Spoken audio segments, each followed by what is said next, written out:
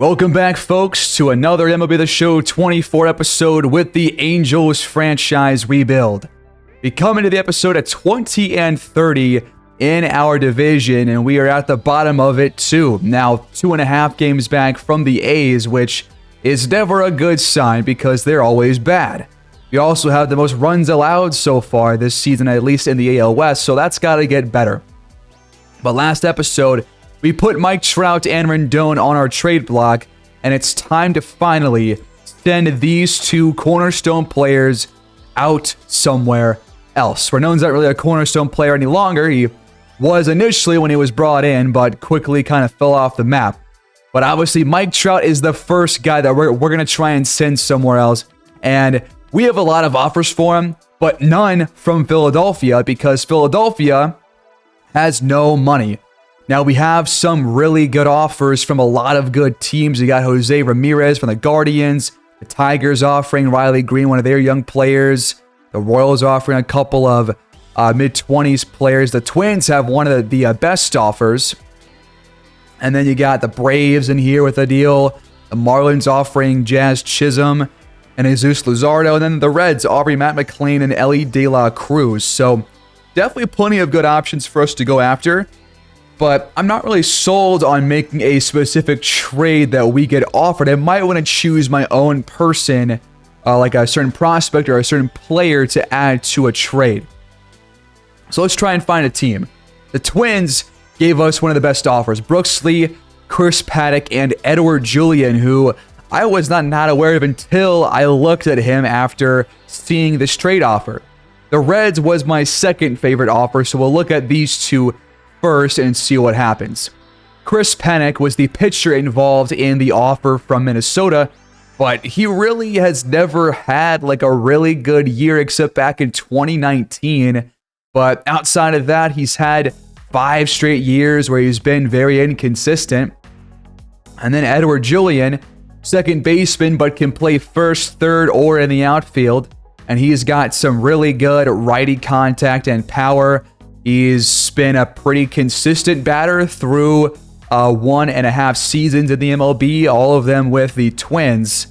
And, you know, 349 on-base percentage, not terrible, decent average. Brooks Lee was the prospect that was involved in this trade, and he can play shortstop or second and third. And he's, you know, got a lot of stuff in the 40s and 50s. So a lot of work to be done, especially on the offense, but he is batting well in AAA. He is only their 4th prospect, though. I would kind of want to get their number 1 prospect if possible, because Brooks Lee is only the 75th ranked prospect. We have nobody else right now in the top 100 because Sean Noel is not really considered a prospect any longer. Matt McLain was offered by the Reds. He's only 24 and can play a lot of different positions in the outfield or the infield. He's batting .250 so far this year, as you know, pretty solid slugging percentages and a WAR at 0.6, and his K rate has been way down from last year. And then Ellie De La Cruz, who we all know about. He's one of the most popular players in baseball because of his speed and his, you know, big play ability, but he really has struggled at the plate this year. He's not the best hitter in the world. And I would rather go for somebody who's more of a sure thing in both pitching and batting. And that starts right here with Joe Ryan, who is on this pitching staff in Minnesota and is way better than Chris Paddack. 4 wins, 2 losses, and 10 starts. 6 of them quality starts, or at least 5 of them quality starts. And then Walker Jenkins is their number 1 prospect. He's also a top 10 prospect across any organization, and he's got a potential. He's only 19 years old, already a 66 overall, and could play anywhere in the outfield, and he is raking right now in AA. So I figured, why not go after Walker Jenkins instead, and why not go after Joe Ryan instead of Chris Paddack? So this is the offer that I wanted to make to Minnesota, because Philly had no money. They could not take Trout's contract on because of their budget. And so we offer the trade to Minnesota, and they take it, and Mike Trout is now a Twin. There is the breaking news right there. We acquired 2 rostered players, and Walker Jenkins a high-level prospect to add to our farm system. Now, I felt comfortable doing this trade because the Twins were only 1.5 games back from the division lead in the AL Central, so adding Trout and not really losing a whole lot of major pieces, they could probably be primed to be a lot better going forward and can make a run for the postseason. Now, the best offer that we got for Rendon was this one from St. Louis. Max Ratchich, who is a reliever, 22 years old with C potential, and he's a pretty low overall at 56. Has a lot of things to work on, but the stamina at least is pretty high, so he can go multiple innings if he needs to. But gotta work on the walk per nine especially because that is pretty damn low. So is the pitching clutch at only 45. Now we're gonna move Walker Jenkins to our AAA team. So he will be going essentially up from AA to AAA. We're gonna see how he does in the first couple of weeks. But for our new lineup, we're gonna make Julian bat third. We're going to play Joe Adell at center field against righties in place of Mike Trout batting behind Ohtani in fifth. While Ward is going to be moved down because he's struggling to the 9th spot in the order. Now for lefties, we're going to let Aaron Hicks lead us off, followed by Neto, Ohtani, Drury batting cleanup, Ward up to 5th, Rengifo at 2nd, and Joe Adell DHing batting 8th against lefties. So those are your new lineups. And now for the rotation, we have got to bring in Joe Ryan as a starter. He's been great as a starter for Minnesota, and we have really struggled in that department except for Chase Silseth, who is having a phenomenal campaign. He's pitched about 54 innings so far this year, and he's 5-2 in 9 games started, with 6 of those being quality starts. So literally 66% of his games, he is having a quality performance, which that is by far the best on the team, at least before this Joe Ryan trade. Now, Canning is also pitching well, but I think now with Silseth, Ryan, Canning, we have 3 solid to good level starters. And hopefully Reed Detmers can pick things up. But there's Walker Jenkins on the top 100 prospect list. He is the 7th best prospect in baseball. But we have too many pitchers on the roster, so we got to send down somebody. And it's got to be Drew Pomeranz, who has just been horrible in the few appearances that he has actually had. And as the corresponding move, we're going to bring up Jake Marisnick to add to our outfield depth. But now it's time to talk about the draft and some prospects. We get Chu Nam, a starting pitcher from Pennsylvania, scouted here, up to 85%. He's got really low hit and strikeout per 9, but really good walk per 9, stamina, velocity, and pitch break. But hit per 9 and strikeout per 9 being that low is definitely concerning. So not sold on him yet. I'm also definitely not sold on Omar Flores here, who really is only a high overall based on the scouting because of his speed and stealing.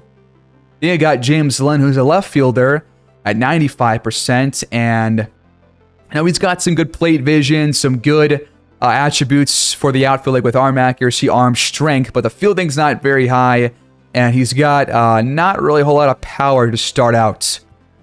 But now, looking at starting pitchers, there are a lot of them that are supposed to go in the first and second rounds, and I think for me, I would rather take one around our second round pick, whether it's a first or second pick in that round, because we have 2 of them. But there are plenty of options here. Johnny Ramirez out of New Jersey. He's got some really good ratings on a pretty unscouted profile. Same for all of these guys. We're going to focus one of our scouts on pitchers in the central region because this gets us to scout 27 prospects at least 10% per week. So I feel comfortable using that going forward and focusing on specific prospects elsewhere like Odell Herrera, who just right out of the gate has really good batting skills, man. He's already got solid contact, a solid righty power. The lefty power is not, high, but it definitely can grow. And he's got to work on his fielding for sure. He's probably going to be more of a DH kind of a player if he were to be in the majors, because the fielding is just not there right now for a third base. But Lon North is another third baseman who can only play second according to his profile. And he seems to be a little bit more well-rounded. He's got, good reaction time, good righty power. The contact is definitely lower than Herrera's was, but the power's there in both righty and lefty. And he could be a solid late second-round pick for us to go after. There's also starting pitcher Lamar Shearer, who is really good across the board, except when it comes to the hit per 9. But as long as it's not in the 40s or like the low 40s, then you can definitely work with this guy's profile with like a high 40s, low 50s hit per 9, when everything else is probably going to be above that. So I'm really a fan of Shearer here, but he's going to be even more of a late round pick with a 135 draft rank. Then you got Barrett Theophanopoulos here out of Texas. He's got really high velocity, a solid hit per 9, solid stamina, but the strikeout per 9 range is pretty darn low. So is the home run per 9 and the pitch control. And for me, I don't want somebody who's going to have low control or low walk per 9, because that is where things can get really difficult for your pitching staff when nobody can get the ball in the zone, and then you just have no control over what's going on. For Doug Chandler, he's one of the guys that we used the central scouting for. We have a lot of options here, man. There are a lot of pitchers here in the central region, and they are all spread across several different rounds, and a lot of these guys have some damn solid potential too. So we're going to have a lot of solid pitchers scouted. But going back to the majors and back to our season, Mickey Moniak just broke his leg during simming. He's going to miss either a month or two, so he's going to head to our 10-day IL. In place of that, we're going to let Aaron Hicks come into play right field in his place. And we'll move him down to 6 because he's not very good against righties. But trying to make him better at that because he can still grow as a player. Now, some farm system updates. Ben Joyce really struggled in May in Double-A. Victor Maderos in Triple-A was horrible with a 7.5 ERA and gave up 12 walks. But Willie Calhoun raked in Triple-A during May.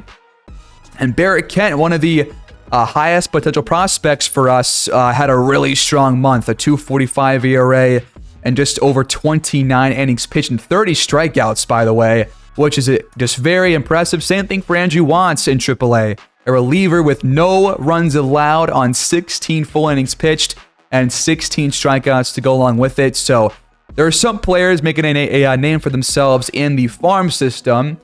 We'll focus more on those guys after the draft.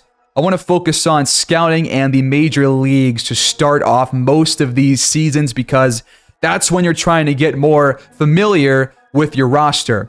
But we're still 10 games below 500 now, 33-43 on the season. We have split all our games since trading Mike Trout. Now we have a home series to go into against the Oakland Athletics, who have dropped to 28 and 52 or 53. They have just fallen off the map. We are now 7 games above them in the AL West, and the offense is improving. The pitching staff has been way better as of late, and we are 5-5 in our last 10. So that is a solid sign, not like a great sign, but at least we're not, losing multiple games in a row. In terms of our position players, Nolan Schanuel is leading the team in average at .330. Now, he's only batting against righties right now, but he is still putting up a really solid year, a 2.6 WAR. Julian has upped his numbers since he was traded to Los Angeles. He's got a 2.8 WAR. Brandon Drury is also playing extremely well. Both him and Julian have 14 home runs on the season, tied for seconds on the team. And yeah, he's got a 2.4 WAR. All three guys are really just doing a great job in the infield, but only two of them are, or two of those three really, are only really playing against right-handed pitchers as of right now. Ohapi leads us in home runs with 15. Neto is batting .244, but got to really work on that on-base percentage because that's not very high. Marisnik has actually been pretty damn solid in a couple of games, .280 average for him, but Matt Tice, Taylor Ward, Miguel Sano, even Joe Adell are really struggling right now, and they're all in cold spells too. Pitching-wise, Matt Moore continues to lead us in ERA. He has blown 1 save, but has 6 saves on the year with 7 holds. Meanwhile, Joe Ryan has only pitched a little bit for us since the trade, but now has 10 quality starts and 15 starts. While Solseth has kind of dropped to 7 for 15 in terms of quality starts over games started. Griffin Canning, though, has been, kind of around there. So again, we've got 3 really solid pitchers who can give us at least some consistency, but we still have a lot of guys, especially relievers, who are struggling, including Robert Stevenson, Plesac, Garcia, Reed Detmers has been horrible, and Sandoval has been somehow worse. So, there are definitely some players that are not making me want to bring them back this season, but now we got to face Ross Stripling, the 34-year-old pitcher for Oakland, and, he hasn't been very good this year. In fact, he's got a negative WAR at -0.3, so hoping for a better day than we've had in our last couple of games on the channel, because I've struggled at the plate with this team after opening day. We'll see if that happens here today, as we're going back home at Angel Stadium, a home series with Joe Ryan on the mound. Our first look at him in an Angels uniform.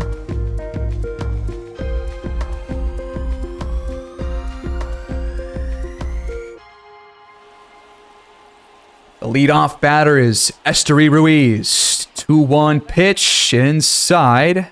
Count goes 3-1, and we start off with a walk. Not how you want to open the game, Joe. Can he come back? There is a pop-up behind home plate. O'Hoppe underneath it for the first outs. Logan Davidson retired. That brings up the third man in the order. It's Zach Geloff. Joe Ryan paints the high inside corner, and he's down on strikes looking, while Brent Rooker sends a deep shot off the wall. Ward can't track it down, so Adele scoops it up instead, and Ruiz is easily safe at home plate. And the Oakland A's are on the board in the first inning. Surprise, Rooker got a hold of that one, but the inning is finally over off the strikeout. But not before Brent Rooker gives the A's their first lead.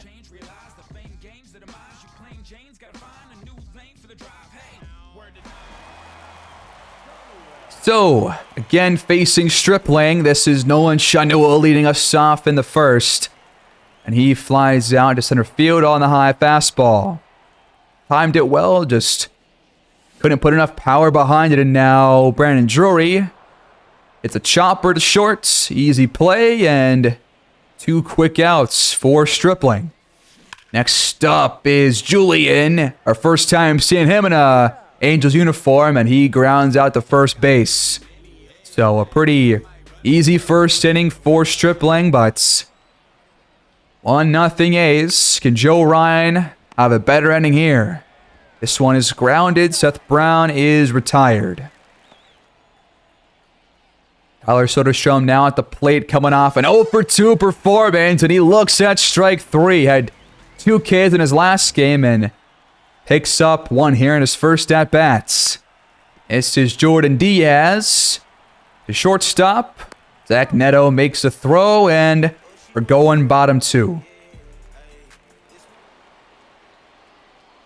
236 average for Logan O'Hoppe, and it's going down there as he looks at strike 3. The high slider catches the top part of the zone. Joe Adele grounds this slider away, and another 2 quick outs. No body on base yet for the Angels, and another grounder right to first base, and the inning is over.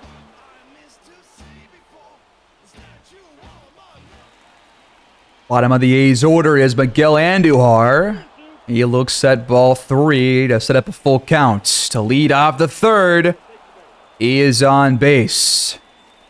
The second walk issued by Joe Ryan. Now Ruiz for strike 3.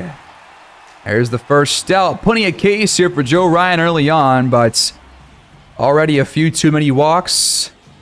Got to do better in that regard, but chasing the high fastball. That brings up Logan Davidson. Fouled off for a full count. Another walk from Ryan. 2 men on, only 1 out. Zach Geloff at the plate. 0 for 1 today. High flyer into right field. It is gone. It stays fair. It curls around the foul pole. And Geloff blasts his 10th home run this season. Only 325 feet. But it extends the A's lead to 4. Just enough space to curl around the foul pole.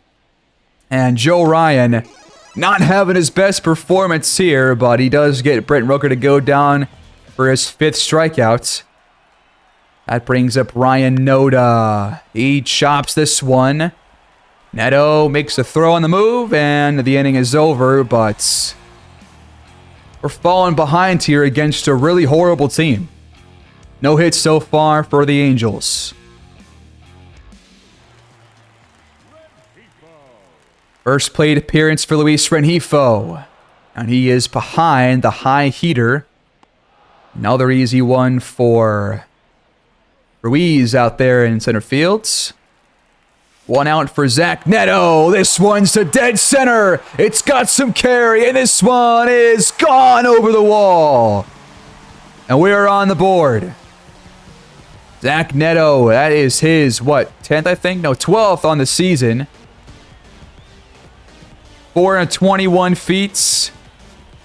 Beautiful shot right there, and now we can try and spark a run of sorts.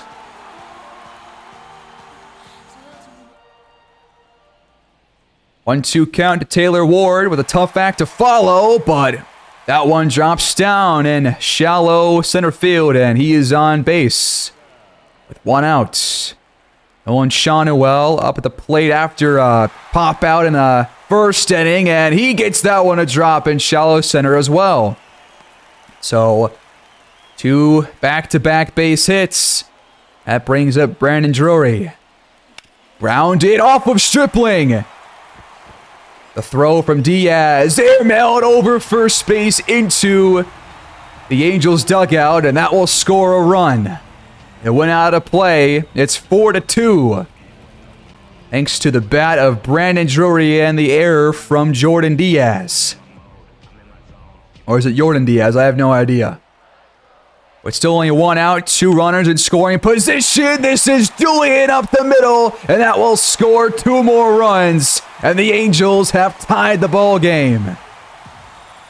A 2 RBI single from Julian ripped right over second base. And we are right back in this one. That's how it's done, man. I knew that we could hit off of Stripling because he's not been good this year, and now we might have even more runs. Oh, Hoppy, right field, caught at the warning track. That was nearly 6-4. But a nice catch in right field by Brent Rooker. And 2 outs for Joe Adell with a liner to left, but an easy out, and the A's escape the inning, but not before we tie things up. 5 hits in that 1 inning alone to get us back in it. So Joe Ryan back to getting some strikeouts. Seth Brown caught looking beautiful pitch that once again paints the corner. So 1 out for Tyler Soderstrom. That was an ugly swing. All right, so back-to-back Ks. Can he retire the side? Diaz grounds it to third base. Throw on line to Shawnuel at first. And through 4, Joe Adell is pitching a whole lot better these last 3 to 4 outs. This is Aaron Hicks pulling one to right field. It's got some air underneath it, and it's out of here. Aaron Hicks gives the Angels their first lead today. After going down 4-zip, it's 5-4 Los Angeles.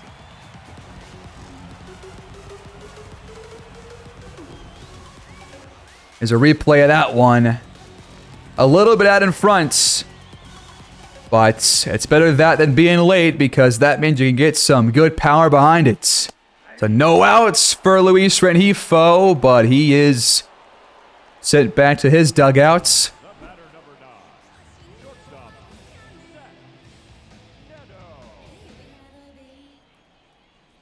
That brings up Zach Neto. And that was a meatball. Just a little bit late. Pop out to first. Route number 2. And Ward looks at strike 3. Oh, man. He's going to want that one back, but off the bat of Aaron Hicks, the Angels go into the 5th inning, up by 1. Miguel Andujar, this is technically his first at-bats, and he sends a liner to Zach Neto at shortstop. That brings up Ruiz. Strikeouts, his first. 8 Ks, not even through a full 5 innings, but now we are as Logan Davidson pops out to Joe Adell, and a pretty solid last 2 innings from our starting pitcher. Nolan Shanoel back at the plates. Another high fastball that clips the top of the zone that once again gets him to fly out. And now we got Drury with the slider left up, but not enough power behind it. Gotta do more with those, man. That was a great pitch to send out of the park. Instead, it's Edward Julian taking the walk. Our first walk today. You don't get many of those. 2-1 count. This is Ohtani. Left field, he pulled it, and this one is out of here. He thought he had a home run a few innings back, but now he's got one here to extend our lead to 7-4. His team-leading 16th home run this season. Ohtani, man, just has that pop to his bats. Every time there's an off-speed pitch that's kind of, left up there, and it's timed well, you can bet that he will send that one flying. That'll do it for Ross Stripling, so in comes Mitch Spence here to close the 5th inning. Joe Adell in the air to right field, and easy out for Brent Rooker. And through 5, we've got 7 runs. Partly thanks to Ohtani. That'll be it for Joe Ryan as well. He was having a really high pitch count and could not get through 6, but got through 5. So in comes Robert Stevenson, who gets Geloff to ground out here to third base. But now Brent Rooker at the plate, taking the count full, and that's ball 4. Not happy with the lack of control here by both pitchers. Stevenson, though, gets Ryan Noda looking. The A's just are looking like me out there from our last couple episodes. That was ball 3, and there's ball 4 on the outside. Seth Brown watches that one whiz by, and he is walked as well. Soderstrom 0 for 2 today, and he is walked. And the bases are loaded with 3 straight walks. This is Jordan Diaz. Underneath it, Ward makes the catch just shy of the warning track. Bit of a scare there, but we get out of the jam with Aaron Hicks, Rengifo, and Zach Neto due up in the bottom of the 6th. Aaron Hicks gets it to drop, and that was a bad idea from the left fielder. Hicks rounding second, heading all the way to third, and he is in there with a stand-up triple, mainly thanks to Seth Brown with a ill-timed dive. The ball just goes under his glove, but Rengifo lines out straight to third base, so no movements for Hicks at third. And now back at the plate, it's Zach Neto who homered back in the 3rd inning. That kickstarts our scoring. And the ump just gives me nothing to work with, man. What did he see there? We never get those calls. Great play at shortstop. But Neto does bring home Aaron Hicks to tack on one more to our lead. But a play by Logan Davidson, man. What a play. That was just a great dive. prevent the base runner, and now Taylor Ward, with nobody on base, has extras here. A stand-up double to the left center gap, and we still have a chance to score. Inning's not over yet. This is Nolan Shotwell, who continues to fly out into the outfield. It's been every out for him thus far. But it's 8-4 with only 3 innings to go. Gotta lock in and pitch better here. Don't allow too many more base runners, but this time Stevenson hits Andujar, and he's on base again. Gonna keep him in there for a little while longer. Double play ball if we can get there to first, but Ruiz beats the throw from Neto. At the force out at second base, though. And now Logan Davidson with Chopper. Trying to do it again, but now he's safe at first. So man on first base, 2 outs for Zach Geloff, and he grounds out. Force out there at second base. And the inning is over. Ladies and gentlemen, please join us for the traditional. Luis Medina will check in here for the A's, having kind of a rough season, not going to lie. And Brandon Drury just, I don't know, man, had a meatball right there and did nothing with it. And that's unfortunate because that was like the best pitch possible to get a hit off of. And now Julian breaks his bat on the low slider. And he's out quickly. So now we got Logan O'Hoppe at the plate again. Last time at the plate, he homered this one to left field. So can he do it again and tack on one more? Not quite. Underneath and behind. Behind inside fastball, and the inning is over. So we're 6 outs away from a win, but we all know that this pitching staff, especially this bullpen, has really struggled this season. Thankfully, though, Brent Rooker flies out to Taylor Ward. So even closer now. Ryan Noda 0 for 3 today, but this dude has walked like, 6 people now, so his day's done.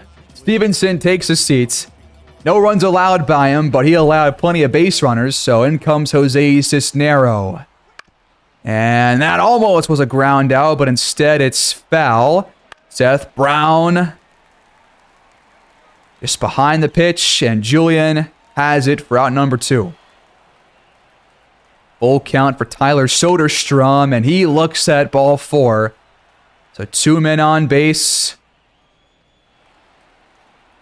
Trying to keep the inning alive is Jordan Diaz, but he pops out to second base, and Drury ends the inning.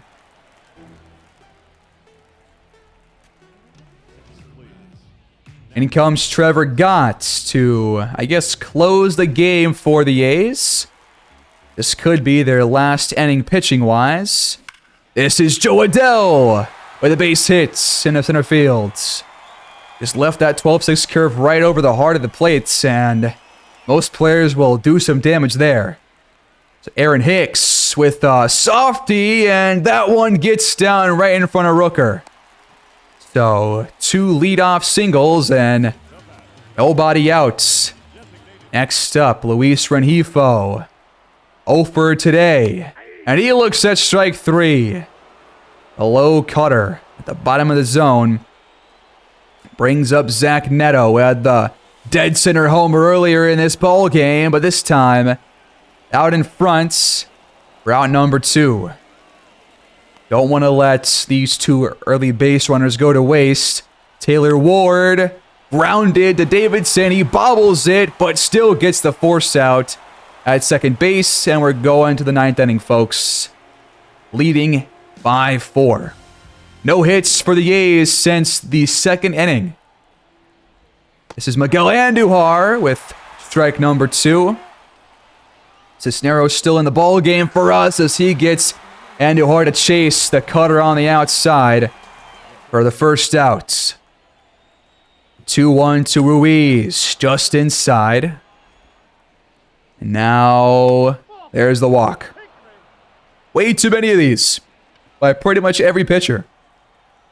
But Logan Davidson has yet to reach the base, except when he was hit by a pitch. And now, a soft pop out. Taylor Ward comes in to make the grab for out number 2. So Ruiz at first base. He's got some good speed, so got to be careful here with Zach Geloff at the plate, but the game is over. An ugly swing on the high heater, and the Angels take it 8-4 to open the series with the win. That was a whole lot more fun, at least on the offensive side.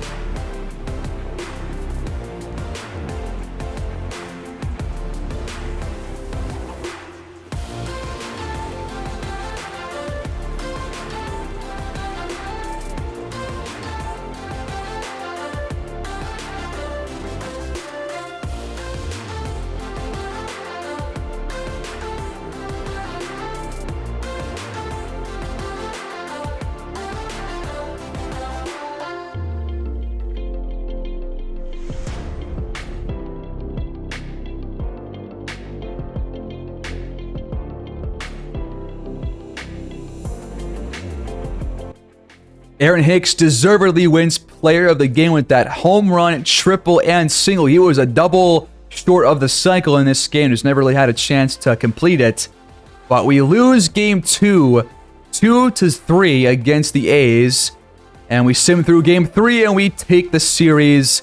Thankfully, I do not want to lose a series against a team this horrible. I know that we're bad, but you got to win series like this against the really bad teams. Looks like Alex Wood and Medina both got hammered in this game, 4 earned runs for each pitcher, while we drew 10 walks in this game, 3 from Logan O'Hoppe. Really good plate discipline in this one by him, while we got I think a grand slam by Neto Casilla had 4 RBIs plus the home run on only 1 hit, so he must have had literally a grand slam in this game. Jose Suarez pitched pretty darn well to get the win in this one and moved to 4-6 for him on the season, and he pulls his ERA down to below 4.0, so he is definitely improving, and we are now pulling away from the A's for last in this division. But the Twins, ever since the Trout trade, have gone on an absolute tear. They are 9-1 in their last 10, coming off of a 9-game win streak. Look at their month of June, brother. This is crazy. They got Trout, and they are not looking back anytime soon. I am sorry to the AL Central teams. You guys are screwed. Trout is still batting so well. He's got 22 home runs now. He had 15 when he was traded. And, he's just playing lights out, man. He's playing lights out. And his overall has gone up since the trade even, which is crazy. Now, I want to end the episode by talking about Walker Jenkins, who right now is in AAA with the Salt Lake Bees, but he has really struggled. A 226 average. He's been caught stealing 3 times, 1 stolen base, but 19 strikeouts to 6 walks is really bad. And he's not slugging well or really picking up the on-base percentage, but only 50 or so at bats. We'll see how he does, but might want to consider moving him back down to a AA at least for another month or 2 so he can get himself back on track. But don't want to make too many moves that quickly, but that is the episode, folks. Thanks for watching. Please like, subscribe, comment down below, and I'll see you guys in episode 6 next time out.